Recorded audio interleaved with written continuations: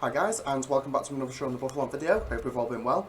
And today I have this video is to announce that I will, as of yesterday, after winning the first of the Team Challenge Qualifiers, be part of the Team Fanboy Free store, which is in Manchester. I'll be part of that team, and hopefully we will be getting to get further and get through the regional and eventually the world tournaments in regards to the Team Challenge. And this is the deck that I won it with, Eternatus VMAX, which of course, as you all know by now, as we're very far past the Darkness Ablaze set that the Eternatus VMAX originated from, is an extremely powerful attacker for just 2 energy, hits for 30 times the amount of dark type Pokemon on your bench, and with its ability Eternal Zone allows you to play 8 Pokemon on your bench providing they are all dark type. So because of that, there is a poison package that this deck utilises in the use of Galarian Slowbro V that has the rapid fire poison ability that once during your turn, if this Pokemon's in the active spot, you immediately poison your opponent's Pokemon by using its ability. And then, once your opponent's Pokemon is poisoned, you can stack additional damage via this card, Toxicroak, which has the ability More Poison, so it increases the damage that they take from poison every turn. So 1 means they take 3 damage counters because it puts 2 more, and 2 is 5 damage counters. So 5 plus the 270, which is the maximum output that you can hit from Dread End, is 320, which, apart from Eternatus VMAX itself, does KO most VMAXs. But we do play a 3-line, so in the Eternatus Mirror match, it does mean that we do have the option or the ability to knock out 2 Eternatus VMAX, just one-shotting them. Although it is obviously very difficult. So, with the poison package, you have to play a bunch of switching options, although for my version of this build that I played to I 2-0'd every match. I went totally undefeated in the day. My first opponent didn't show up, unfortunately, and it was Phalanx, but it wasn't the B version of Phalanx or the Beer version of Phalanx that accelerates energy via the supporter. So I don't think I would have had too much of a bad matchup because the poison hits through the armour of the Phalanx anyway, so regardless, it was probably, I still probably would have went undefeated either way, especially with the fact that my version plays Crushing Hammers. But as I was saying, the poison build does need switching abilities because this obviously only works when you're in the active, so you do need a bunch of things to get it out.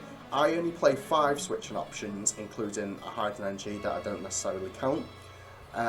So if you want to play a heavier poison package, then go ahead. My usual version, because I didn't feel like I was going to run into too much stall yesterday, runs 2 Hidden Energy and 1 less of the basic Dark Energy. So that would give me 7 outs, but this is just the 3 Dark City and 2 Switch. You could even up your Switch count if you wanted to, although I don't know what you would want to for, because I feel the way that I've built this deck, I've tried to maximise without putting down the effectiveness. I've tried to maximise the Pokemon consistency or the Pokemon searching consistency without dropping the consistency of everything else. So in a lot of builds you'll see 4 Great Ball, 4 Quick Ball and no Pokecom with a higher switch count, a higher Hidden Energy count perhaps, or maybe a reset Stampinier for some more disruption. But I wanted as much consistency as possible while still being able to utilise this poison package over here using the Hidden Energy and the double switch and triple Dark City.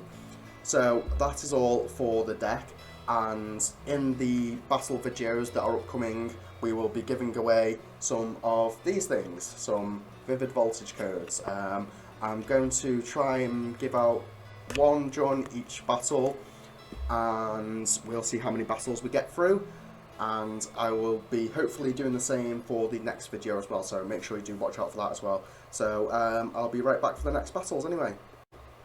So we are here for game 1, and I do tend to go second with this deck because I find this deck has a much stronger finish to a game if you can perform a turn 1 Power Accelerator, and I think here, yes, I am going second. My opponent's chosen me to go second, which is good. So we'll put this down as well. I could have started with a Galarian Slowbro V, but we're not entirely sure from the first turn that we are going to have the option, and we don't want to lose a Galarian Slowbro V as we don't know if the other one is prized. So we do want to keep it on the bench and until we can find our until we can make our first search of the deck, which luckily we do have Capture Energy in hand, so we will be able to accomplish that.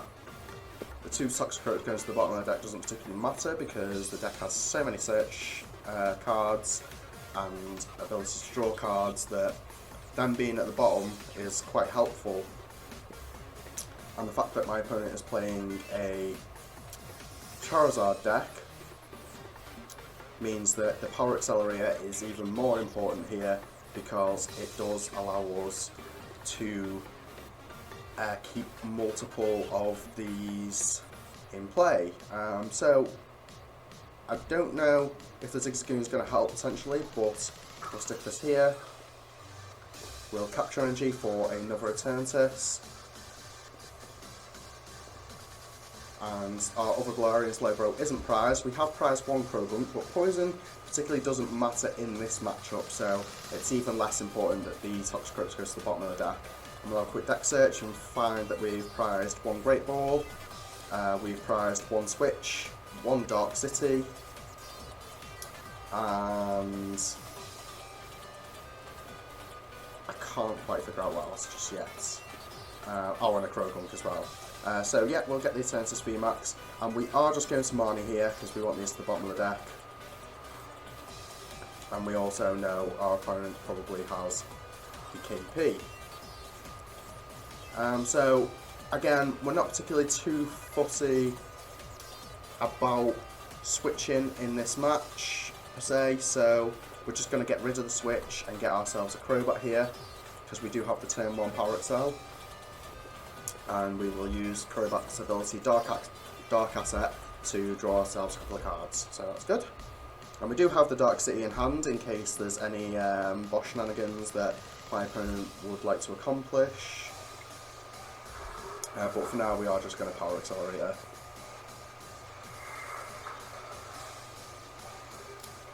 So because we kept the boss in hand, we do have the opportunity to hopefully find ourselves an Energy and an Eternatus VMAX off a Crobat. With that being the case, we can effectively play down our entire hand, and my opponent does grab himself a Dedenne, already discarding 1 Leon. Does have a Charmeleon, we are going to target that down, hopefully. Because we can always use Crushing Hammers to get rid of this energy as well, provided he doesn't Rare Candy into it now.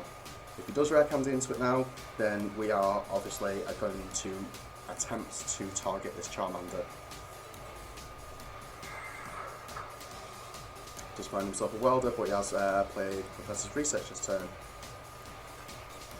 Gets rid of another Leon, so he's hitting for a maximum of 200 damage so far. Oh no, he played Dedenne, what am I talking about? So yeah, we're definitely going to try and boss this in anyway.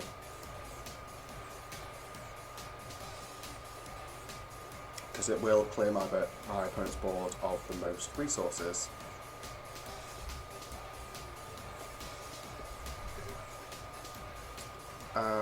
So I think we'll save the Great Ball for now. We will boss this, take over this,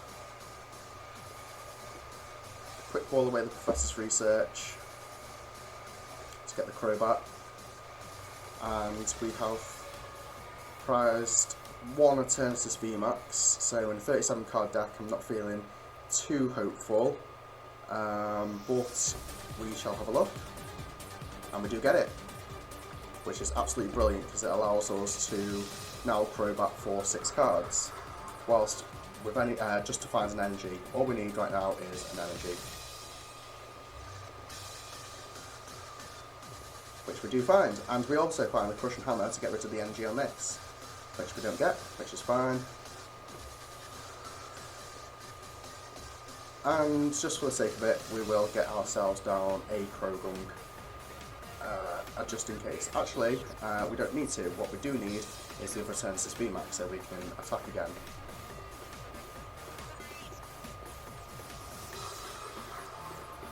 And that's the end of that Charmeleon.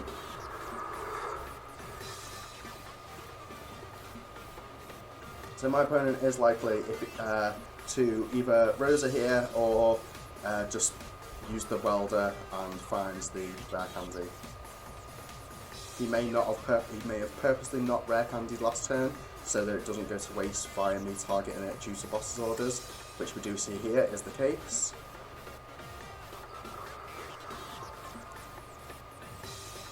He does have another giant half.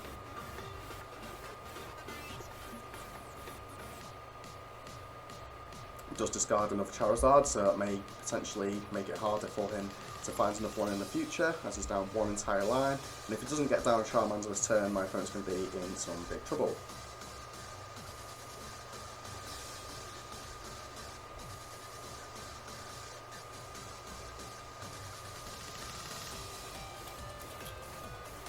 It's taken a long time, so it feels to me like he wouldn't have gained a Charmander, and I will pop this on screen right now, so leave that just in case some of you can see that, and there goes that. So there is the first one.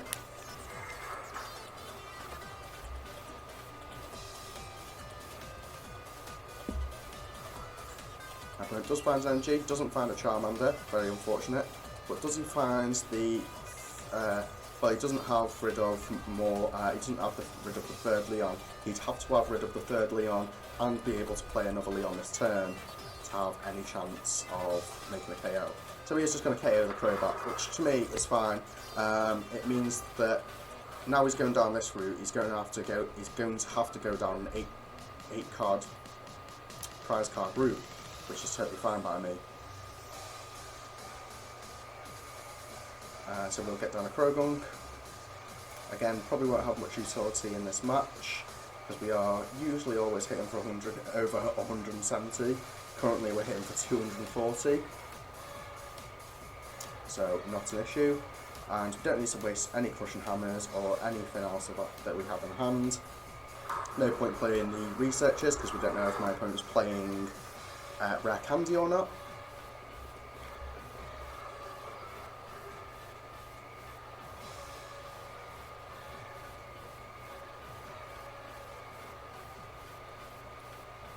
So for whatever reason, an early Scoop Up Net, just to inflict a bit more damage.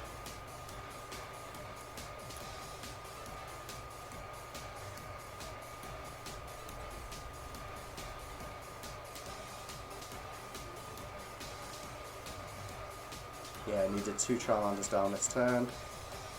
And he doesn't find a Welder, so I'm not too fussed about that.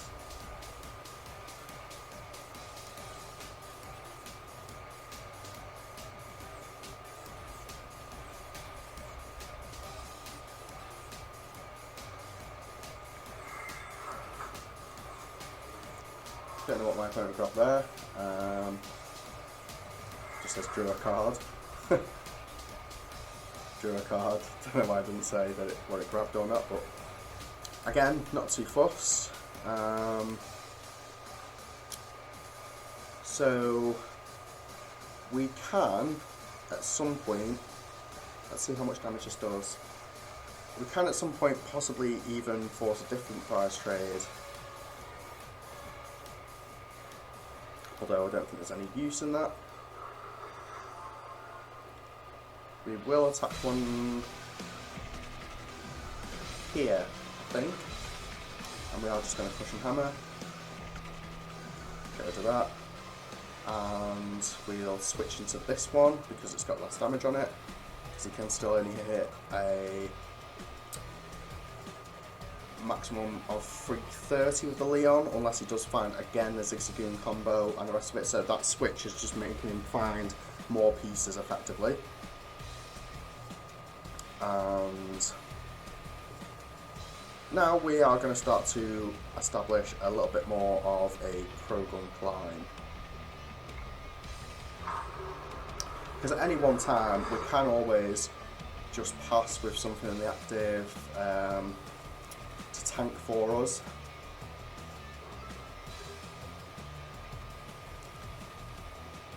He is having to rare candy.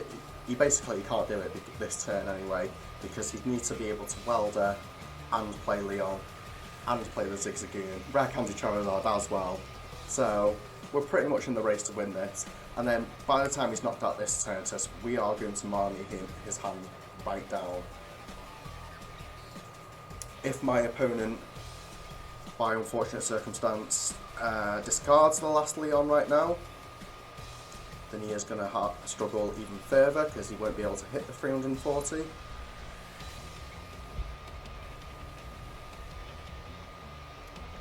Also, something that I was saying in the intro as well, my change to this deck would be that I'd play another Hiding Energy, so 2 Hiding Energy and 1 less of the basic Dark, just to help you with the Store matches a bit more. I didn't expect to face Store yesterday, however, I did, and they were very close games. I won both only due to experience, with the fact that last season I played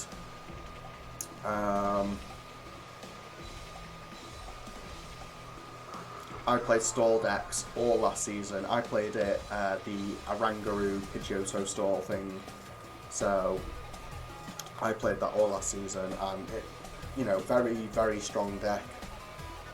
So the Marnie here, complete with a Crushing Hammer, may seal this game for me if I do happen to get heads on this, which I don't, unfortunately, so not too much of an issue. Going to save any additional Pokemon search that I've got, and just simply drag on into this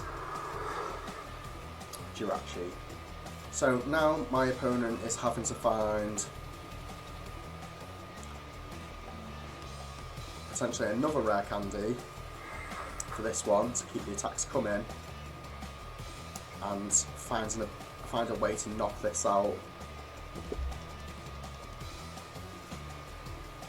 But with the fact that I've only got 2 prize cards left and I've only used 1 boss's orders, I've got another one hiding in deck somewhere, and I can thin my hand right down, so if there is any way you can take a knockout this turn, then we are going to Crobat for 6 and hopefully just dead end this for a stupid amount of damage. So here's the 340 play I was talking about, the Leon, the Zigzagoon, the playing of the Leon, that is, sorry, which does make it his 4th Leon with discard, so he can hit for 340, and he does have the other Charizard, so now he needs to find a welder for this next turn. He is down 2, and he does take the 340 knockout, so the whole point of that switch before was making him find it though. So now, not too much of an issue. Oh, we just found the boss for game anyway, so give my opponent the well played, and we'll just boss in this thing and absolutely annihilate it. 480 damage, so that was a swift game 1. I think this deck just puts on a little bit too much pressure for Charizard, unfortunately, so not really a lot we could do about that, and I'll be back for game 2. So we are back with game 2, and we are just waiting for my opponent to see whether I am going first or not. And my opponent's going first, which is good for us, and my opponent does also have to take a mulligan, which is also good for us. And with any luck, this will be the Eternatus Mirror match, which does, with our current hands, make for a very good mirror match. It's, I think it's Arrokuda.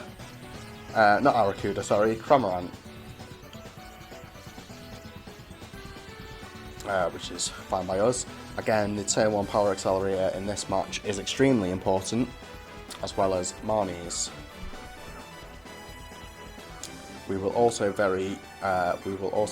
have to very quickly make haste Oh, it's Galarian Darmanitan. Alright then.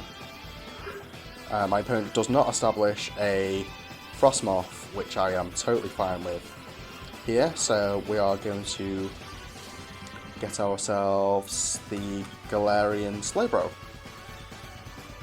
as we did off my opponent's mulligan in order to get the Eternatus, which is good, but these guys are somewhat beefy, so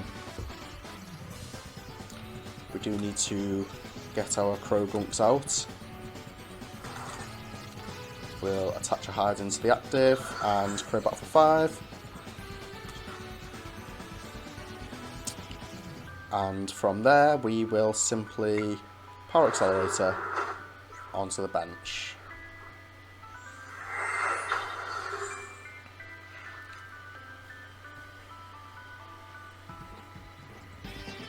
So my opponent's sitting at a 190 HP.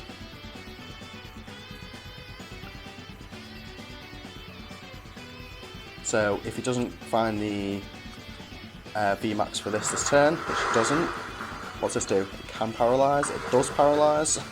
Alright then, so these things are fine. I'm not sure what energy I want to attach here, and also where, potentially. I feel like it doesn't really matter if I do attach here, because we can always evolve and take this knockout anyway. I am going to grab this to the bottom of the deck because it is not necessary at the moment. Seems like, do we have one in play? We do have one in play, so we can grab this, and we are obviously going to Marnie.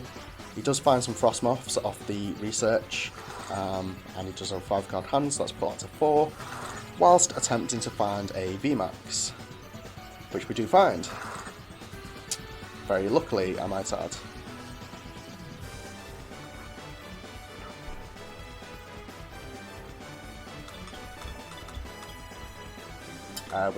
We have got one prized.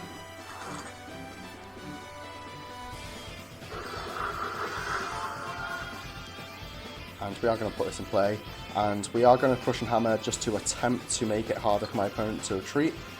So we do get him to miss an energy there.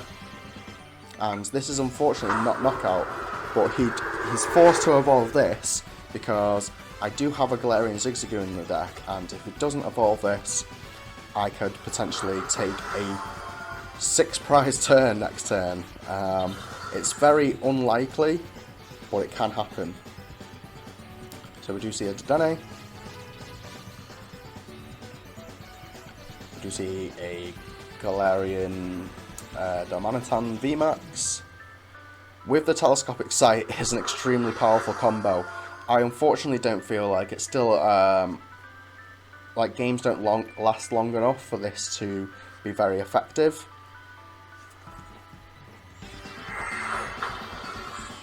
Especially as I've already got on extreme amount of damage onto this. So if he does have this powered up, he's going to have to attach one to the active or an air balloon. That's fine. And either Wincense for another Frostmoth, and then we'll see his supporter for the turn most likely. This is last card in hand, because these sort of grim decks do tend to get the absolute nuts. So he will have to evolve this, and if he doesn't, then like I say, it's going to get Zigzagoons in the head.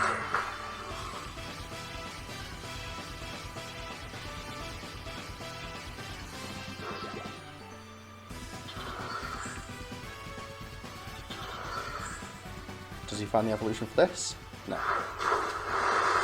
So, we're down 2 Pokemon Communication, 3 Quick Ball. Can we find ourselves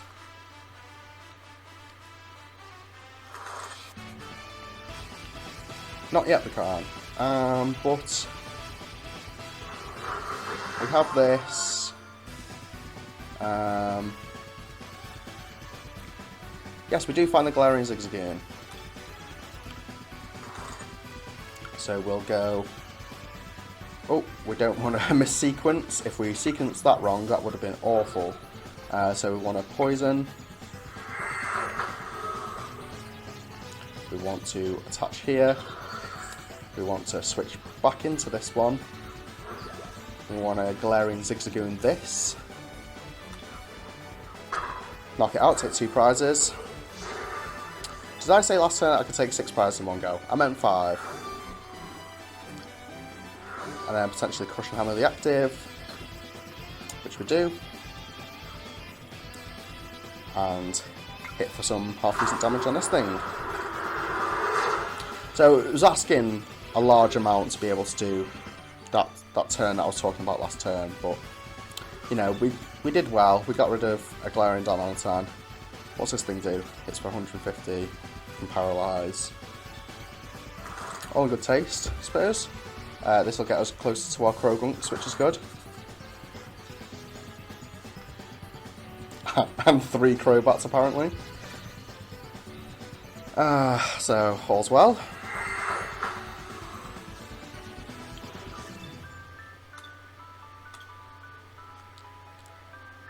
So my opponent must have found the energy, and it'd be very unfortunate if he didn't, which he does, which is fine.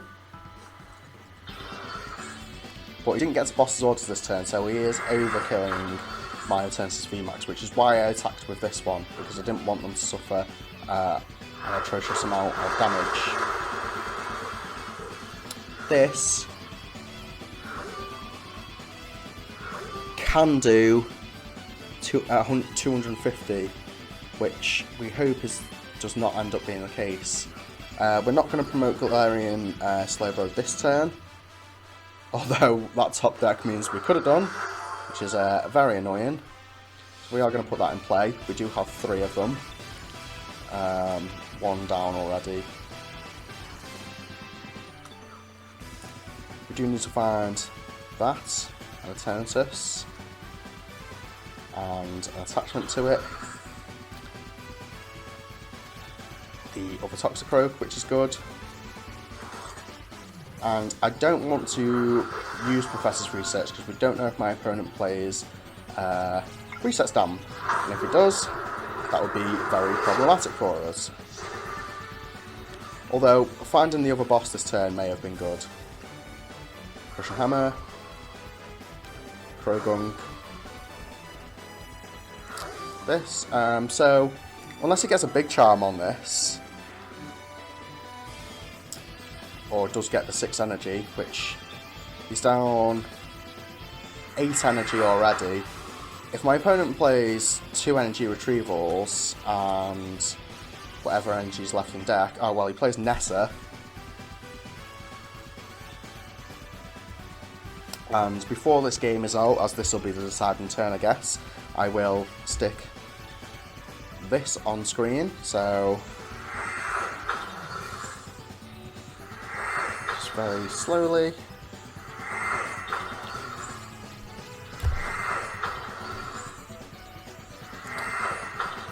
And my opponent does find 6 energy, which is ridiculous.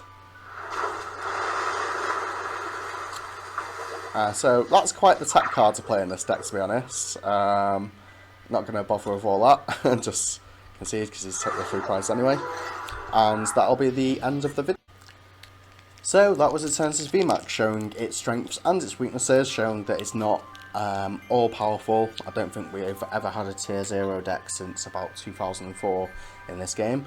But it's as strong as they come for 270 damage output for only 2 energy, with higher output due to the poison damage and things like that. Like I said at the start of the video, changes I would make is play another hidden energy over one of the basic darks, and that's about all the changes I'd make to this potentially, because having the amount of Pokemon search and the amount of consistency this deck has is what makes it so good. So that's all for this video, and again, this was my winning list for the Team Challenge for the UK, and I'm now part of the Team Fanboy 3 down in Manchester, So wish me luck playing in the rest of that tournament. If you do enjoy the deck, give it a try. I really recommend it. It's a really fun deck. It's seeing the ability to hit for those numbers off very minimal resources is such a gratifying feeling, and it includes in the like being able to poison with more poison the ability and knock out a VMAX in one hit is insane. Wiping out ADP and all sorts. This deck has the potential to do it all with just from the damage output alone, and the poison allows you to get past walls and things. So it's just a very multi-talented deck. It's not just a one course thing. Like, you do have to think of your potential plays in the future. Like all decks, it is very much a bit like a game of chess.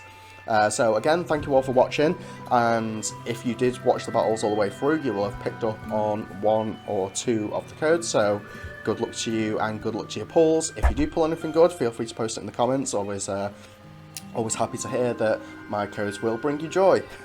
And that's all I want to say. So yeah, again, if you enjoyed the video, drop it a like, please subscribe to the channel if you haven't already, and I will see you for the next video. Peace.